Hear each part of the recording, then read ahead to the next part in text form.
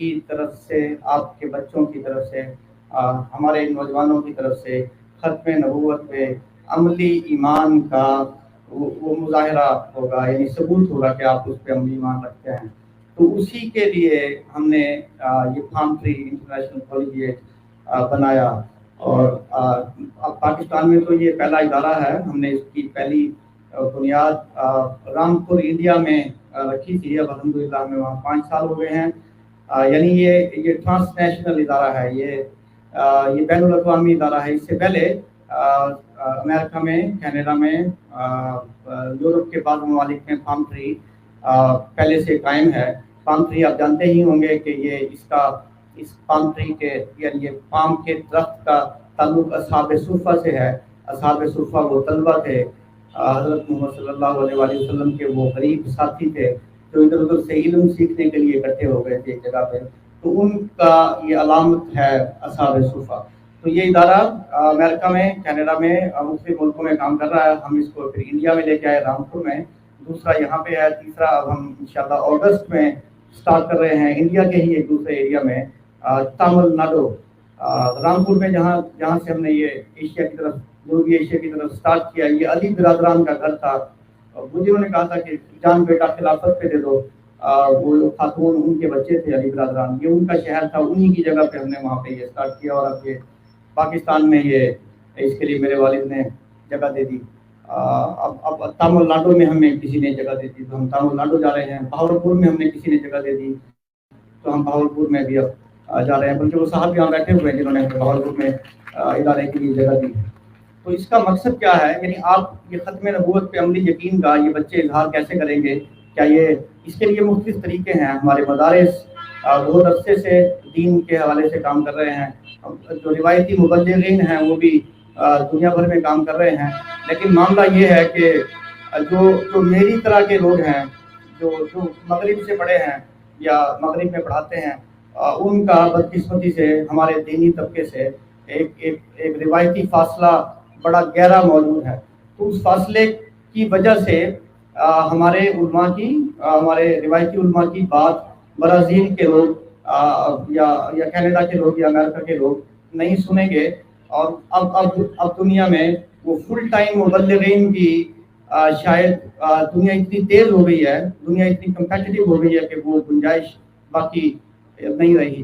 تو اب نیا ویژن جو ہم لوگوں کا، ہماری ٹیم کا، ڈاکٹر طفیل ہاشمی صاحب کا بالخصوص ہے، وہ یہ کہ ایسے ڈاکٹرز، ایسے انجینئرز، ایسے سائنسدان، ایسے خلائی سائنسدان، ایسے پروفیسرز، ایسے ہیومن رائٹ ایکٹیوسٹ، ایسے بیوروکریٹس پیدا کیے جائیں جن کے اندر، جن کے دلوں میں یہ وہ جو مشن نبوی صلی اللہ علیہ وآلہ وسلم ہے وہ راسخ ہو، اور وہ اپنا کام کرنے کے ساتھ ساتھ، اپنی دنیاوی ذمہ داریاں پوری کرنے کے ساتھ ساتھ اپنے کولیگز تک وہ عملی پیغام اپنے کردار، اپنے رویے اور قرآن پاک کی سمجھ کے ذریعے پہنچا سکیں جو حضرت محمد صلی اللہ علیہ وآلہ وسلم لے کے آئے تھے.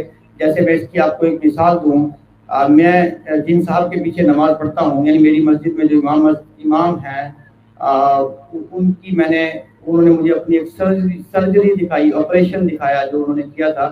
وہ ماں کے پیٹ میں بچے کے پھیپھڑوں کا بغیر باقاعدہ کاٹے وہ علاج کر رہے تھے.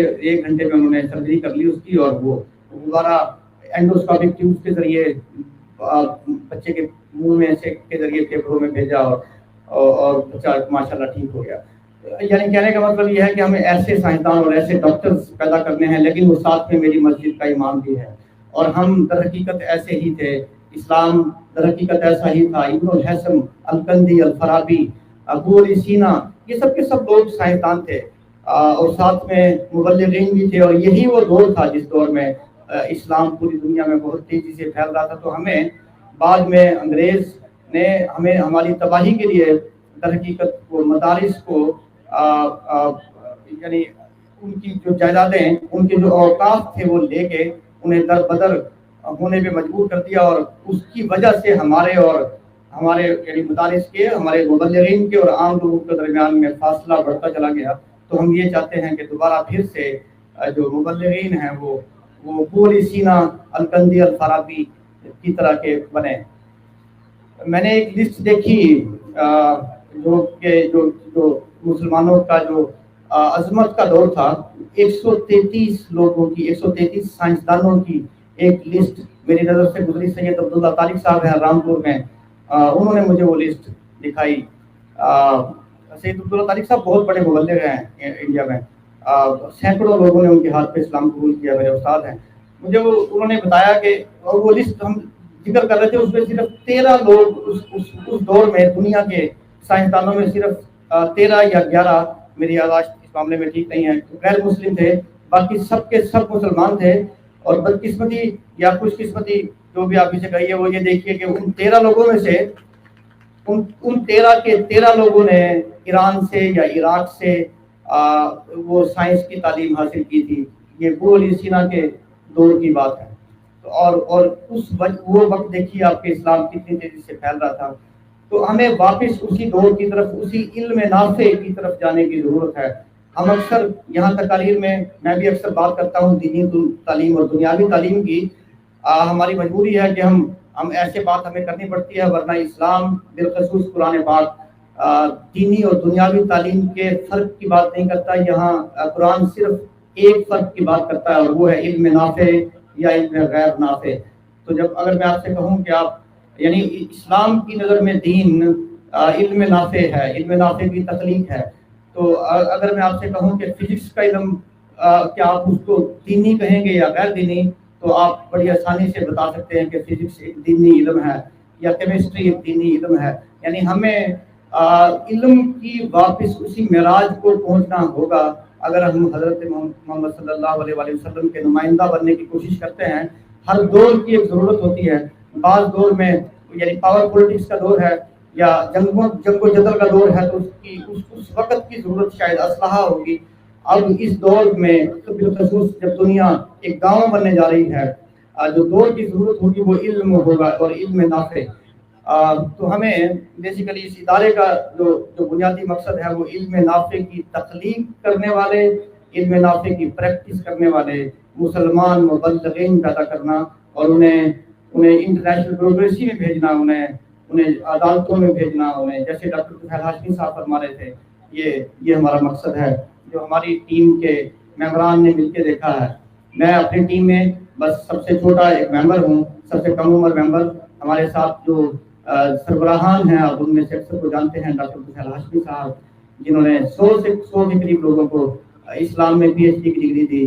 ڈاکٹر حامد الحامدی صاحب جو پنجاب یونیورسٹی میں اس وقت ہیڈ آف دی ڈپارٹمنٹ ہیں اسلامک سائنسز کے یا عربک کے شاید.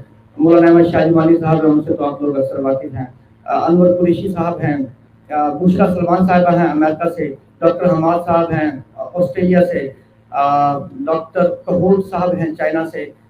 یہ بہت سارے ہم بات کے نام میرے ذہن میں ابھی نہیں، ہم لوگ 11 کے قریب ممبرز ہیں جو مختلف یونیورسٹیز میں، مختلف انٹرنیشنل اداروں میں پڑھاتے ہیں یا کام کرتے ہیں، یا مختلف تھنک ٹینکس میں کام کرتے ہیں. تو ہم سب لوگوں کی یہ ایک کاوش ہے تحقیقت اس مقصد کو پورا کرنے کے لیے جو میں نے آپ سے ذکر کیا. جب ہم نے اس کو پاکستان میں لانے کا سوچا، بیسیکلی ڈاکٹر طفیل ہاشمی صاحب کا یہ مشورہ تھا، اور تو اس مشورے پہ ہم نے پھر یہ ٹیم اکٹھی کرنی شروع کی. اور اس علاقے کا انتخاب کس وجہ سے کیا وہ ڈاکٹر طفیل ہاشمی صاحب بتا چکے. انشاءاللہ میں آپ کو یقین دلاتا ہوں کہ آپ یہ 90 شہروں سے جو بچے ہمارے پاس جن والدین نے اعتماد کر کے بھیجے ہیں، ان میں سے کوئی انٹرنیشنل بیوروکریسی میں جائے گا، کوئی ان میں سے سائنسدان بنے گا، اور یہ ویسے ہی مبلغین ہوں گے جیسے ہم ان کو دیکھنا چاہتے ہیں. یعنی غیر روایتی مبلغین، فل ٹائم بندگی کرنے والے مبلغین، ایسے مبلغین جو سائنس میں، ٹیکنالوجی میں دنیا کو فائدہ دے رہے ہوں گے. اب جانے سے پہلے اس کے بعد آپ لوگ اپنے کھانے کی طرف جائیے گا. میں آپ کو وہ تحریک بتانا چاہ رہا ہوں کہ جس نے مجھے بالخصوص اس پروگرام کی طرف راغب کیا.